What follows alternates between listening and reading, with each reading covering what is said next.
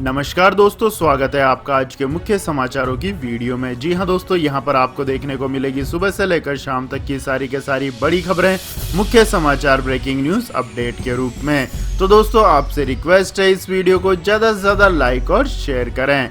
तो दोस्तों, जान लेते हैं आज की पहली बड़ी खबर। पेरेंट्स के लिए राहत भरी खबर, बच्चों की फीस में 15% कटौती। महाराष्ट्र सरकार ने प्राइवेट स्कूलों को जारी किया नोटिस।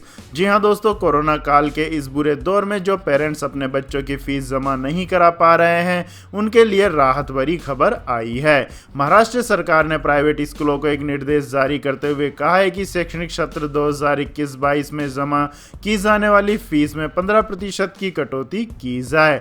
हालांकि सरकार के इस फैसले से प्राइवेट स्कूल काफी नाराज हैं और इसके खिलाफ कोर्ट जाने का मन बनाया है। आपको बता दें दोस्तों, सरकार के इस निर्देश के मुताबिक अगर किसी पेरेंट्स ने अपने बच्चों की 1 साल की फीस पहले ही जमा करा दी है तो स्कूल या तो फीस का 15% अगले सेशन में एडजस्ट करना होगा या फिर उससे वापस करना होगा। ऐसे में मान लीजिए कि आप साल की पूरी फीस 10,000 रुपये पहले ही जमा करा चुके हैं, तो उसमें से 1,500 रुपये आपको अगले सत्र में एडजस्ट कर दिए जाएंगे या फिर स्कूलों को आपको ये पैसे लौटाने होंगे। इसके बाद दोस्तों, जान लेते हैं अगली बड़ी खबर। इन 7 सरकारी कंपनियों को करेगी गवर्नमेंट प्राइवेट। सीआईआई की बैठक में वित्त मंत्री का प्राइवेटाइजेशन को लेकर बड़ा ऐलान। जी हां दोस्तों, मोदी सरकार अपने विनिवेश कार्यक्रम पर लगातार आगे बढ़ रही है। भारतीय उद्योग परिसंघ की सालाना बैठक को संबोधित करते हुए वित्त मंत्री निर्मला सीतारमन ने सरकारी कंपनियों को प्राइवेट किए जाने की पुष्टि भी की है। वित्त मंत्री निर्मला सीतारमन ने देश के उद्योगपतियों को भरोसा दिलाया है कि सरकार आर्थिक वृद्धि को गति देने के लिए हर जरूरी कदम उठाने को तैयार है। निर्मला सीतारमन ने यह बात गुरुवार को सीआईआई की वार्षिक बैठक को संबोधित करते हुए कही। उन्होंने कहा कि कोविड काल में भी मोदी सरकार ने सुधार कार्यक्रमों को जारी रखा है। अर्थव्यवस्था को आगे बढ़ाने के लिए जो ठीक लगा वो किया और इसी क्रम में कई कानूनों में बदलाव हुए हैं। सरकार के प्राइवेटाइजेशन कार्यक्रम को लेकर वित्त मंत्री निर्मला सीतारमन ने कहा कि सरकार प्राइवेट सेक्टर को बढ़ावा देना चाहती है, इसलिए वे सार्वजनिक लोक उपक्रमों के लिए एक नीति भी लेकर आई है। पीटीआई की खबर के मुताबिक निर्मला सीतारमन ने कहा कि सरकार अपने विनिवेश कार्यक्रम को लेकर प्रतिबद्ध है। वह बजट में घोषित सरकारी कंपनियों के विनिवेश को लेकर आगे बढ़ रही है। इसके बाद दोस्तों, जान लेते हैं अगली खबर। कोविड की 3rd वेव की आशंका के बीच सामने आया बड़ा खतरा। दिल्ली में बढ़ रहे हैं पोस्ट कोविड कॉम्प्लेक्शन के मामले। जी हां दोस्तों, कोविड-19 की तीसरी लहर आने के खतरे के बीच दिल्ली में एक और चिंताजनक स्थिति पैदा हो गई है। यहां के राम मनोहर लोहिया अस्पताल में से पेशेंट्स की संख्या काफ़ी बढ़ गई है, जिन्हें कोविड-19 से उबरने के बाद कॉम्प्लिकेशंस का सामना करना पड़ रहा है। हॉस्पिटल के वरिष्ठ चिकित्सक डॉक्टर एम वली ने खुलासा किया है कि उन्हें कोविड के बाद होने वाली जटिलताओं के रोजाना कम से कम 5 से 6 पेशेंट मिल रहे हैं। कोविड से उबरने के बाद अब मरीजों को मांसपेशियों में ऐंठन, मतली, थकान, बालों का बहुत अधिक झड़ना, ब्रेन फंगस की समस्या हो रही है। डॉक्टर वली ने इन पोस्ट कोविड कॉम्प्लिकेशंस को लेकर बताया है कि ये पेशेंट पहली और दूसरी लहर के हैं, जिनमें पेशेंट्स को मांसपेशियों में ऐंठन, मतली आना, थकान होना, बहुत ज़्यादा बाल झड़ने, पल्पिटेशन जैसी समस्याएं हो रही हैं। इसके अलावा ब्रेन फॉग यानी कि याददाश्त, फोकस, मानसिक अस्पष्टता की समस्या भी हो रही है। कई लोगों में दिल की समस्या हो रही है। कुछ लोगों को आंखों की रोशनी कम होने या आंखों में दर्द होने की शिकायत है। ये सभी पोस्ट कोविड सिंड्रोम है। वैज्ञानिक रूप से हम इन्हें लंबे समय तक चलने वाले लक्षण कह सकते हैं। इसके बाद दोस्तों, रुक करते हैं अगली खबर का। प्रधानमंत्री नरेंद्र मोदी ने लॉन्च की नई व्हीकल स्क्रैप पॉलिसी। पुरानी कार मालिकों को मिलेंगे ढेरों फायदे। जी हां दोस्तों, प्रधानमंत्री नरेंद्र मोदी ने देश में व्हीकल स्क्रैप पॉलिसी को लॉन्च कर दिया है।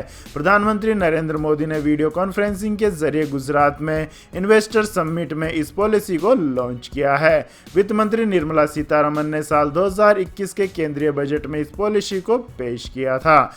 व्हीकल स्क्रैप पॉलिसी को लॉन्च करते हुए प्रधानमंत्री नरेंद्र मोदी ने कहा कि मोबिलिटी किसी भी देश की इकोनॉमी में एक बड़ा रोल निभाती है। नई स्क्रैप पॉलिसी भी इकोनॉमी में एक बड़ा रोल निभाएगी। इस पॉलिसी के सिद्धांत है रीयूज, रिसाइकिल और रिकवरी।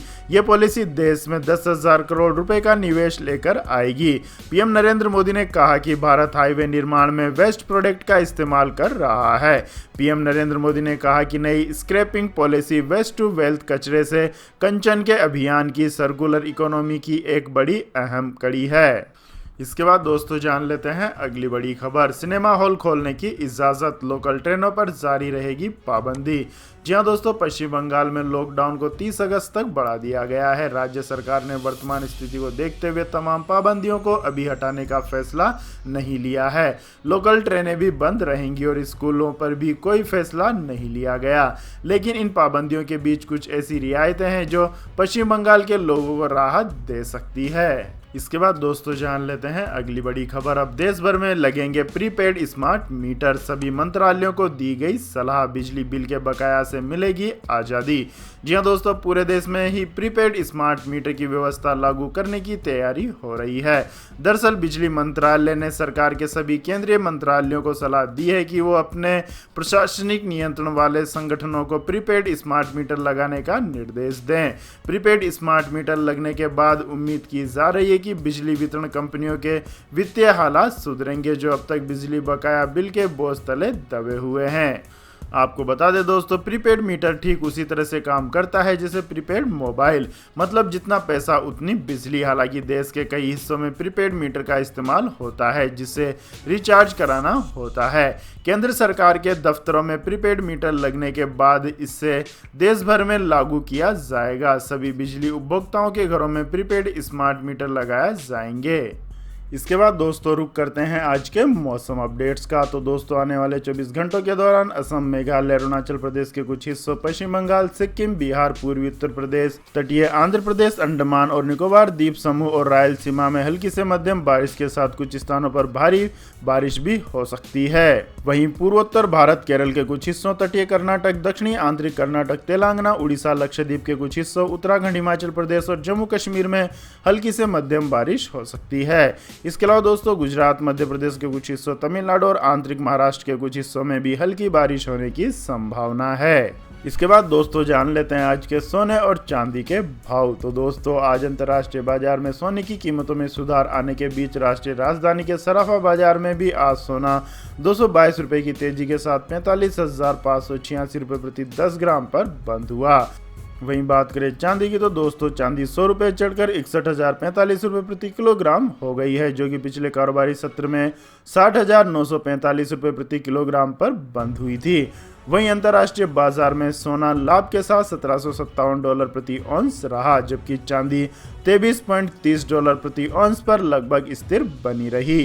इसके बाद दोस्तों जान लेते हैं अगली खबर। कोविड रेस्पॉन्स पैकेज, सरकार ने जारी की 7,000 करोड़ से ज्यादा रुपए।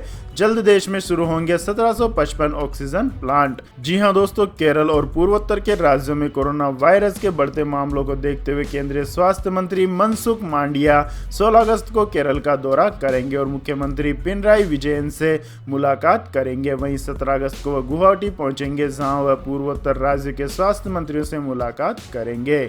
हाल ही में इन राज्यों में कोरोना के मामलों की बढ़ती संख्या के मद्देनजर यह स्वास्थ्य मंत्रालय की एक टीम को केरल भेजे जाने के बाद मंत्री द्वारा केरल और पूर्वोत्तर राज्यों में कोविड की स्थिति की समीक्षा की तरह होगा। इसी तरह के एक बड़े फैसले के रूप में स्वास्थ्य मंत्रालय ने कोविड रेस्पॉन्स पैकेज के हिस्से के रूप में राज्यों को लगभग 7,300 करोड़ रुपए जारी करने की मंजूरी दी है, जिसकी घोषणा पिछले महीने संसद सत्र के दौरान कोविड-19 महामारी की संभावित तीसरी लहर की तैयारी में की गई थी। इसके बाद दोस्तों जान लेते हैं अगली खबर। एक फ्लैट वाले नहीं रख सकेंगे एक से ज्यादा पर्सनल गाड़ियां, बॉम्बे हाई कोर्ट का फैसला। जी हां दोस्तों, महाराष्ट्र की बॉम्बे हाई कोर्ट ने एक जनहित याचिका पर सुनवाई करते हुए कहा है कि एक फ्लैट के मालिक एक से ज्यादा वाहन नहीं खरीद सकेंगे।